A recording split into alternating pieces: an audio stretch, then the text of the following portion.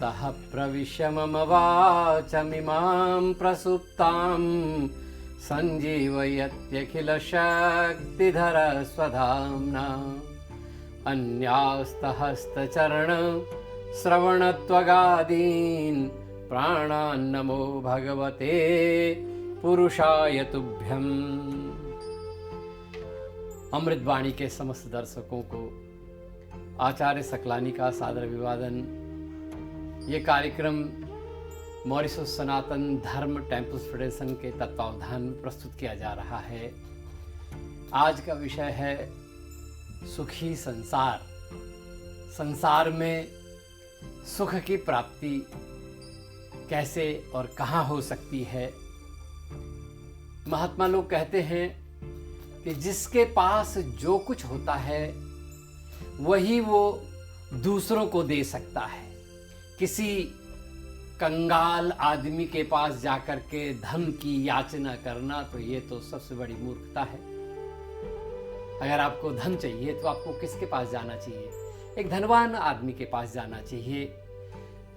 आपको विद्या की प्राप्ति करनी है, विद्या चाहिए तो एक विद्वान व्यक्ति के पास जाकर के ही और आपको विद्या की प्राप्ति हो सकती है ना।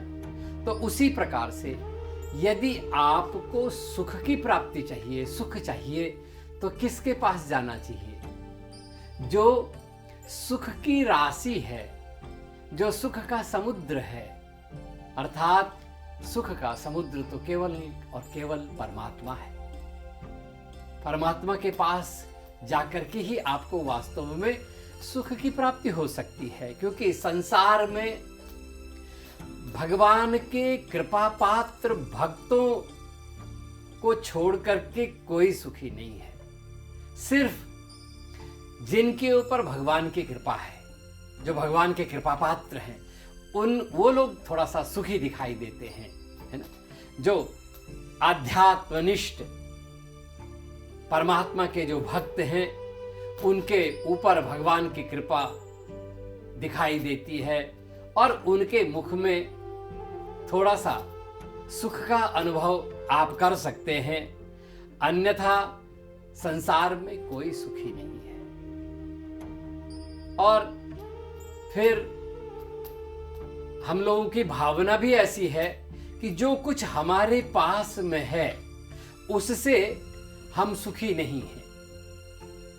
जो कुछ दूसरे के पास में है हम सोचते हैं कि उससे सुख की प्राप्ति होती है।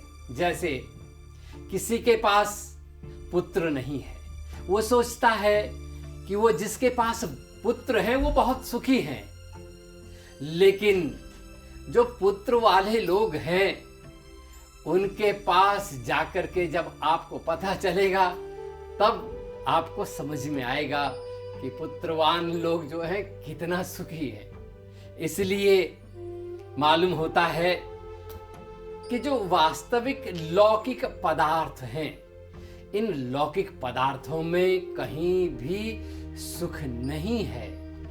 श्रीमद् भागवत महापुराण में मां देवहूति ने भगवान कपिल मुनि से पूछा था कि हे भगवान, ये संसार में सुख कहाँ है?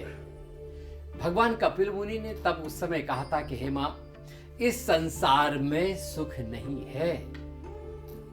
तो मां ने पूछा, जो हमको दिख रहा है फिर ये क्या है? हमको तो दिखाई दे रहा है कि उसके पास तो है और गाड़ी बंगला मोटर कार सब धन सब है उसके पास में, वो तो बहुत सुखी है। फिर भगवान ने कहा, हे मां, उस संसार में सुख नहीं है, सुख की व्यवस्था ही नहीं है। जो हमको दिख रहा है वो क्षणिक है। ये संसार का सुख जो है ये केवल साधन जन्य सुख है। सुख की बहुत प्रकार की व्याख्या की गई है। भगवान ने कहा कि पहले प्रकार का जो सुख है वो स्वयं सिद्ध सुख है। दूसरा साधन जन्य सुख है।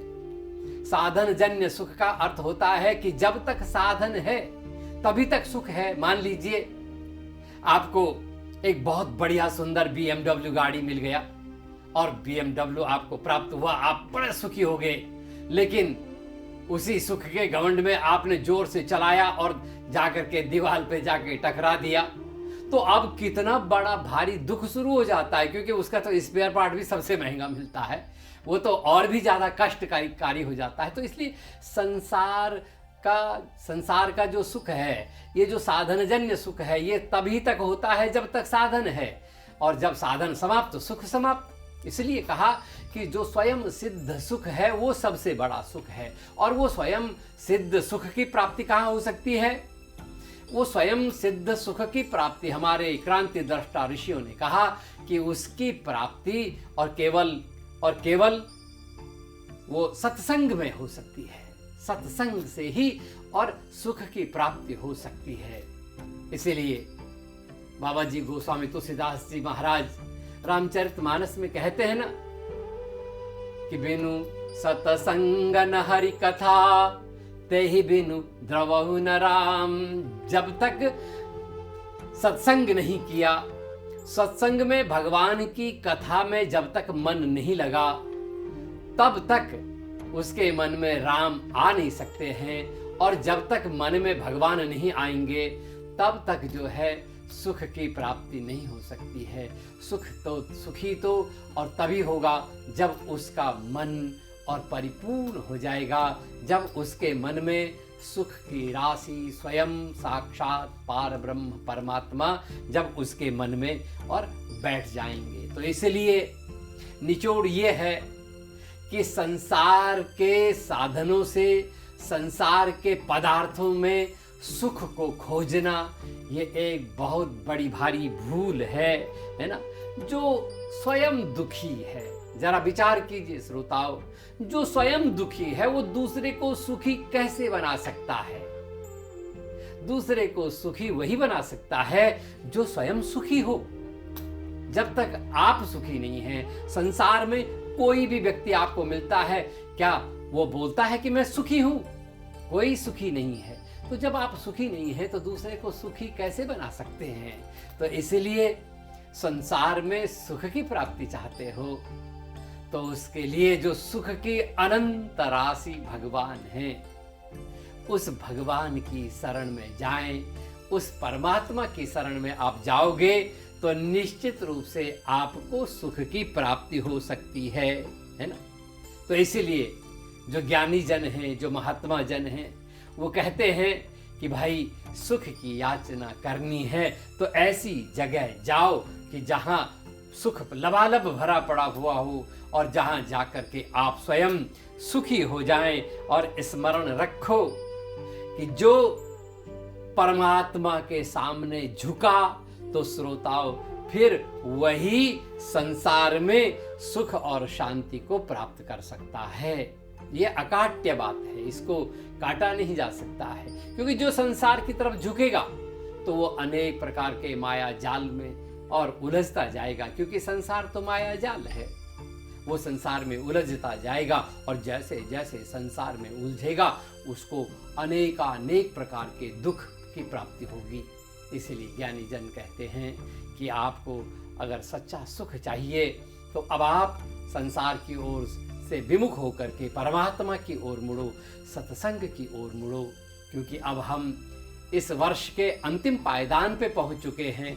नूतन वर्ष प्रारंभ होने जा रहा है और प्रत्येक व्यक्ति जो है वो सुख की कामना रखे हुए है। सबको सुख चाहिए। दुनिया में ऐसा कोई व्यक्ति नहीं है जो ये कहता हो कि मेरे को दुख चाहिए। नहीं, वो तो केवल और केवल महाभारत में उदाहरण है माँ कुंती का। जब भगवान उनके सामने आए, हे माँ मैं बहुत प्रसन्न हुए बुआ आपसे, आप मांगो क्या चाहिए। तो माँ कुंती ने कहा मुझे दुख दो। भगवान हंसते हुए रह गए कि आप दुख मांग रही हो। तब माँ कुंती ने कहा क्योंकि ये एक ऐसी चीज है दुख जिसमें आपका स्मरण निरंतर बना रहता है। क्योंकि जब आदमी को सुख मिलता है तो वो तो सब भगवान को भी भूल जाता है। इसीलिए कबीर साहब कहते हैं कि दुख में सुमिरन सब करे, सुख में करे न कोई। जो सुख में सुमिरन करे तो दुख काहे का होय। इसलिए आप सभी और भगवान का स्मरण कीजिए, भगवान की शरण में पहुंचिए, आपको निरंतर सुख की प्राप्ति होगी। ओम शांति शांति शांति।